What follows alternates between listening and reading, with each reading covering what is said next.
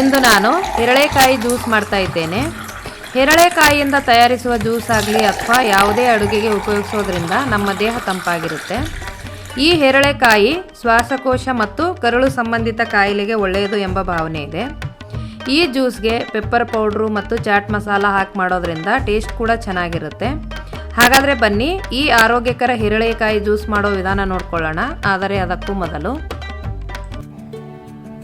ನಮಸ್ಕಾರ, ಪಾಕಶಾಸ್ತ್ರ ಚಾನಲ್ಗೆ ಸ್ವಾಗತ. ನಾನು ಸುರೇಖಾ ತಳವಾರ್. ನಮ್ಮ ಚಾನಲ್ಗೆ ಸಬ್ಸ್ಕ್ರೈಬ್ ಮಾಡಿಲ್ಲ ಅಂದರೆ ದಯವಿಟ್ಟು ಸಬ್ಸ್ಕ್ರೈಬ್ ಮಾಡಿ, ಹಾಗೆ ಪಕ್ಕದಲ್ಲಿರೋ ಬೆಲ್ಲೈಕನ್ ಪ್ರೆಸ್ ಮಾಡಿ. ಬೆಲ್ಲೈಕನ್ ಪ್ರೆಸ್ ಮಾಡೋದ್ರಿಂದ ನಮ್ಮ ಹೊಸ ವಿಡಿಯೋಗಳ ನೋಟಿಫಿಕೇಷನ್ ನಿಮಗೆ ಬರುತ್ತೆ. ಹೆರಳೆಕಾಯಿ ಜ್ಯೂಸ್ ಮಾಡಲು ಬೇಕಾಗುವಂಥ ಸಾಮಗ್ರಿಗಳು: ಹೆರಳೆಕಾಯಿ, ಉಪ್ಪು, ಚಾಟ್ ಮಸಾಲ, ಪೆಪ್ಪರ್ ಪೌಡ್ರು ಸ್ವಲ್ಪ 2 ಟೇಬಲ್ ಸ್ಪೂನಷ್ಟು ಸಕ್ಕರೆ.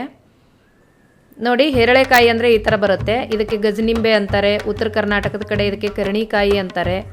ಇದು ಹಸಿರಾಗಿರುತ್ತೆ. ಸ್ವಲ್ಪ ದಿನ ಆಯಿತು ತಂದು, ಕಲರ್ ಸ್ವಲ್ಪ ಚೇಂಜ್ ಆಗಿದೆ.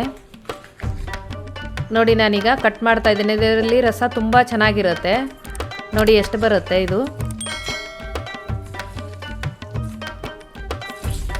ಇದು 4 ಗ್ಲಾಸ್ ಜ್ಯೂಸ್ಗೆ 1 ಹೆರಳೆಕಾಯಿ ಸಾಕಾಗುತ್ತೆ. ಯಾಕಂದರೆ ಇದರಲ್ಲಿ ಜ್ಯೂಸ್ ಜಾಸ್ತಿ ಇರುತ್ತೆ, ಹುಳಿ ಆಗುತ್ತೆ. ಹಾಗಾಗಿ 4 ಗ್ಲಾಸ್ ಮಾಡ್ಕೊಳ್ಳೋದಾದರೆ ಇದು 1 ಹೆರಳೆಕಾಯಿ ಸಾಕಾಗುತ್ತೆ. ಇದಕ್ಕೆ ನಾನು 2 ಗ್ಲಾಸಷ್ಟು ನೀರು ಹಾಕ್ತಾ ಇದ್ದೀನಿ. ಇದರಲ್ಲಿ ಈ ಚಿಕ್ಕ ಗ್ಲಾಸಲ್ಲಿ 4 ಗ್ಲಾಸ್ ಮಾಡ್ಕೋಬಹುದು. ಇದಕ್ಕೆ 2 ಟೇಬಲ್ ಸ್ಪೂನಷ್ಟು ಸಕ್ಕರೆ, ಸ್ವಲ್ಪ ಉಪ್ಪು ಹಾಕ್ತಾ ಇದ್ದೀನಿ. Chaat masala, pepper powder 1/4 table ಸ್ಪೂನಷ್ಟು ತೊಗೊಂಡಿದ್ದೀನಿ. ಇದು ನಾನು ಬ್ಲ್ಯಾಕ್ ಸಾಲ್ಟ್ ಹಾಕಿದ್ದೀನಿ. ನೀವು ಬೇಕಂದರೆ ನಾರ್ಮಲ್ ಉಪ್ಪು ಕೂಡ ಬಳಸ್ಬೋದು. ನೋಡಿ, ಹೆರಳೆಕಾಯಿ ಜ್ಯೂಸು ರೆಡಿ ಆಯಿತು. ಟೇಸ್ಟು ಚೆನ್ನಾಗಿರುತ್ತೆ, ಹೆಲ್ತ್ ಕೂಡ ಚೆನ್ನಾಗಿರುತ್ತೆ ಇದು ಕುಡಿಯೋದ್ರಿಂದ. ನೀವು ಕೂಡ ನಿಮ್ಮ ಮನೇಲಿ ಒಂದ್ಸಲ ಟ್ರೈ ಮಾಡಿ. ಈ ವಿಡಿಯೋ ನಿಮಗೆ ಇಷ್ಟವಾದರೆ ಲೈಕ್ ಮಾಡಿ, ಶೇರ್ ಮಾಡಿ, ಸಬ್ಸ್ಕ್ರೈಬ್ ಮಾಡಿ, ಹಾಗೆ ಪಕ್ಕದಲ್ಲಿರೋ ಬೆಲ್ ಐಕನ್ ಪ್ರೆಸ್ ಮಾಡಿ.